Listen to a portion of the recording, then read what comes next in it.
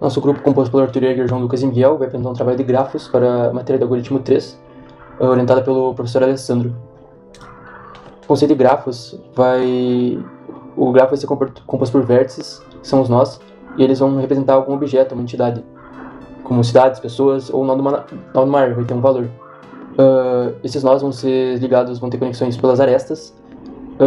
Elas podem ter as não direcionadas, que vão ter uma conexão bidirecional, ou pode ser direcionada, então vai ter uma conexão unidirecional e tu vai saber qual nó está apontando para qual.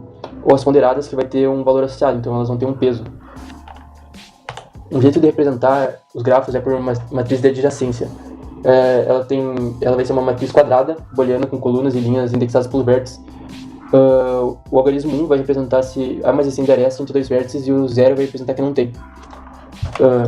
Seguindo aqui, nós temos um exemplo de uma não direcionada. Aqui na matriz, pode ver que o A não vai ter uma ligação com ele mesmo, mas vai ter com B, vai ter com C, vai ter com D. Aqui, como foi mostrado na linha anterior, o B e o A são ligados, e o B não tem ligação com mais nenhum. O C vai ter ligação com A, mas também agora vai ter uma ligação com D, e o D vai ter ligação com A, como foi apresentado na linha do A, e vai ter uma ligação com C, como foi mostrado na linha anterior. Aqui no grafo direcionado, no exemplo 2, é um pouco diferente. O A vai ter uma ligação com B e com C, mas aqui ele vai ter uma direção. Já que no B, já que ele não vai ter uma direção para nenhum, ele não vai ter ligação com nenhum. Por isso que o A e o B só tem aqui na linha do A. O C vai ter uma ligação com o D, e o D vai ter uma ligação com o A. As vantagens e as desvantagens de usar a matriz de adjacência são que a vantagem é uma consulta rápida das arestas, mas também é ineficiente para os grafos esparsos, que são muito distribuídos ou fora de ordem. É simples de implementar e é ideal para grafos densos, mas é inviável para grafos muito grandes e tem uma dificuldade de interação sobre os vizinhos, pelos nossos vizinhos.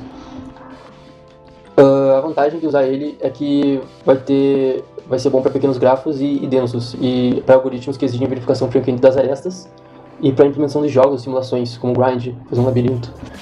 A árvore binária é uma estrutura de dados com hierarquia, onde cada nó tem no máximo dois filhos, o esquerdo e o da direita. Ela vai ter como característica um nó superior da árvore, que vai ser a raiz, onde vai começar, e as folhas da árvore vão ser os filhos sem nós da árvore. A subárvore, cada nó é uma raiz de uma subárvore, e a altura vai ser o comprimento do caminho mais longo até a folha. A profundidade vai ser o comprimento do caminho da raiz até um nó específico.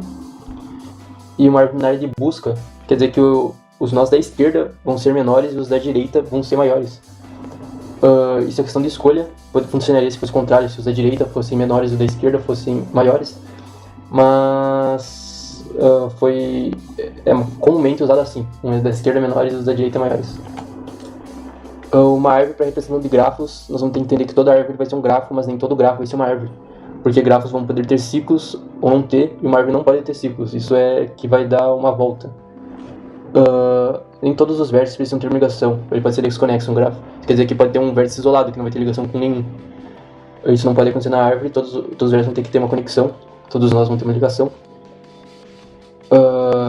No grafo os vértices podem ter direção ou não ter direção, eles podem ser não direcionados.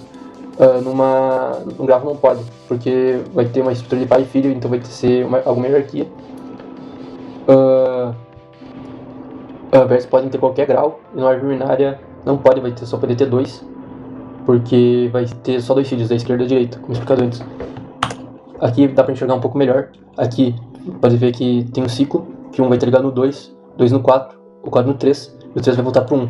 Isso na árvore já não poderia acontecer. Aqui, transformando esse grafo numa árvore, vai ser escolhido uma raiz, que nesse caso foi o 2, e os valores é o seguinte: o 1 ficou na esquerda do 2 por ser menor, e o 3 na direita do 2 por ser maior, e o 4 na direita do 3 por ser maior.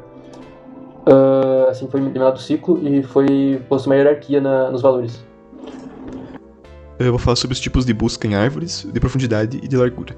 Bom, o tipo de busca em largura, ele basicamente, quando entra no nó, ele olha todos os vizinhos dele, antes de ir pro próximo nível. Então ele faz essa busca por nível.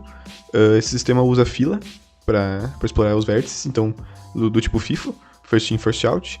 Ele coloca todos os vizinhos, todos os nós daquele nível na fila, então vai indo percorrendo essa fila um por um.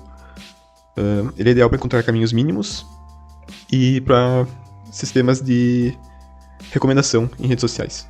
Já o sistema de busca em profundidade, então ele vai indo sempre até o fim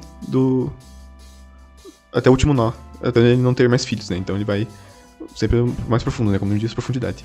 Esse sistema usa a pilha na sua implementação, pode ser tanto a pilha manual implementada no código ou a pilha do próprio sistema com recursividade. Ele é eficiente na detecção de ciclos e ordenação topológica e também para verificar a conectividade em grafos. Aqui tem um exemplo da implementação desses dois algoritmos. Aqui na esquerda é o de busca em largura, que então ele vai no ABCD, que é o primeiro nível, né, o BCD no caso, e depois ele vai para o próximo nível, que é o EF. E já na direita tem o DFS, que é o de busca em profundidade, que então ele vai do ADF, que é o primeiro nível a primeira profundidade que ele foi, né, até o final, o F, que não tem mais filhos, então ele vai pro C e E, que é o próximo com uma profundidade grande, profundidade maior, e depois pro último B, que é o menos profundo. Então, para as aplicações de grafos, irei citar duas grandes áreas e dar alguns exemplos, começando com a inteligência artificial. Um exemplo dentro da IA são algoritmos de backtracking, que é uma técnica usada para explorar caminhos possíveis em um grafo, especialmente em problemas de decisão como Sudoku, quebra-cabeças ou outros jogos. Um exemplo avançado disso é o algoritmo Minimax, que é usado em jogos como xadrez ou dama. O Minimax modela o jogo como uma árvore de possibilidades, onde os nós representam os estados do jogo e as arestas representam ações. Ele assume que os dois jogadores jogam de forma ótima, um tenta maximizar sua pontuação e o outro tenta minimizar. A pontuação dos estados terminais é propagada de volta pela árvore, selecionando sempre a melhor jogada. Agora sobre redes neurais, também podemos vê-las como grafos direcionados, onde os nós são neurônios e as conexões, as arestas, têm pesos ajustáveis. Essencialmente, redes neurais tentam descobrir qual é a função matemática que transforma um conjunto de entradas nos resultados esperados. Durante o processo de treinamento dessas redes, o algoritmo de retropropagação é utilizado. A ideia principal é calcular o erro entre a saída prevista e a real e propagar esse erro para trás pela rede, ajustando os pesos para minimizar uma função de custo. Redes neurais modernas, como a arquitetura de transformadores, levam essa ideia um pouco mais longe. Eles substituem as conexões fixas por mecanismos de atenção, e os pesos são calculados dinamicamente com base na relevância entre os elementos. É a base de grandes modelos de linguagem, como o ChatGPT, onde cada palavra se conecta com outra de forma contextual, formando um grafo que evolui a cada camada. Agora para a rede de computadores, os grafos também têm um papel essencial nesse contexto, porque eles representam muito bem a estrutura dessas redes. Dispositivos como computadores e roteadores são os nós, e as conexões entre elas são as arestas. Essa abstração é o ponto de partida para criar algoritmos eficientes de comunicação, roteamento e gerenciamento da rede. Começando pela topologia de rede. Ela descreve a forma como os dispositivos estão organizados. Alguns exemplos. Uma topologia em estrela, onde todos se conectam ao nó central, em anel, onde cada nó se conecta ao seguinte, formando um ciclo, e malha, onde cada nó se conecta com vários outros, garantindo redundância. A análise dessa topologia ajuda a entender a conectividade e a tolerância a falhas. Por exemplo, numa malha, se um nó falha, ainda pode haver caminhos alternativos para manter a comunicação. Isso é essencial em sistemas críticos. Além disso, o grafo também auxilia no planejamento da infraestrutura, ajudando a prever pontos de falhas, gargalos e a otimizar o uso de recursos. Falando sobre algoritmos de roteamento, eles buscam os caminhos mais eficientes entre a origem e destino, geralmente com base em menor custo, seja ele tempo, números de saltos ou uso de banda. Os algoritmos mais clássicos aqui são o algoritmo de Dijkstra, que usa uma abordagem gananciosa para encontrar o melhor caminho num grafo. Gananciosa sendo a técnica de tentar resolver o problema fazendo a escolha localmente ótima, e em cada fase com a esperança de encontrar uma correspondência global que seja ótima. Esses algoritmos formam a base de protocolos como o OSPF, Open Shortest Path First, que calcula caminho como base na topologia atual da rede, e o RP, Routing Information Protocol, que usa uma abordagem mais simples com contagem de saltos. Além disso, algoritmos modernos também lidam com balanceamento de carga, com cálculo de caminhos alternativos em tempo real, para evitar congestionamento e garantir maior desempenho da rede. Vou fazer agora uma breve demonstração aqui do executável do grafo.c. Eu primeiro vou adicionar algumas vértices, 3 vértices, e vou adicionar algumas arestas entre eles. 0 e 1, entre 1 e 2. Criado. Eu vou visualizar o grafo em como lista de adjacência, aqui, e como matriz de adjacência.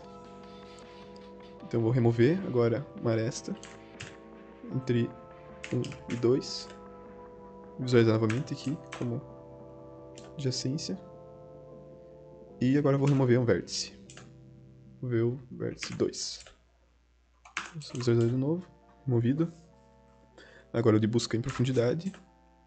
Vértice inicial 0. Busca em largura. Temos 0. Dá na mesma, porque é um gráfico curtinho. E verificar se é conexo. Sim, é conexo.